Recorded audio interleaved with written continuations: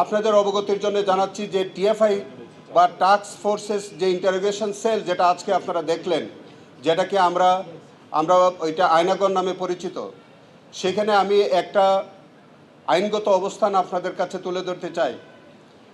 আমাদের বাংলাদেশের সংবিধানের আর্টিকেল 33 সেখানে বলেছে যে কাউকে যদি গ্রেফতার করা হয়, কাউকে যদি আটক করা হয়, তাকে 24 আওয়ার্সের মধ্যে নিকটতম ম্যাজিস্ট্রেটের কাছে তাকে প্রডিউস করতে হবে।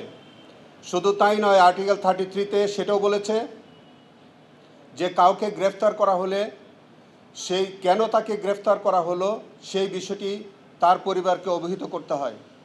কিন্তু এই ক্ষেত্রে যাদেরকে আটক করা হতো, যাদেরকে দিনের পর দিন বন্দি করা হতো, তাদেরকে কিন্তু এরকম কোনো এই আর্টিকেল 33 তারা কমপ্লাই করতেন না।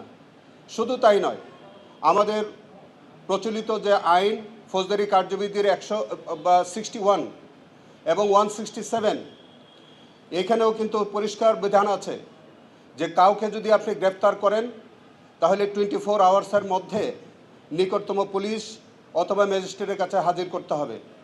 এই ক্ষেত্রেও এই আয়নাগর নামীয় জায়গায় যাদেরকে দিনের পর দিন বছরের পর বছর যাদেরকে বেআইনিভাবে আটক করে বন্দি করে রাখা হয়েছে, তাদের বেলায় যেমন আমাদের সংবিধানের আর্টিকেল 33 লঙ্ঘন হয়েছে, তেমনিভাবে সেকশন 61 অ্যান্ড 167 সিআরপিসির একটা গুরুতর ভায়োলেশন কিন্তু তাদের হয়েছে।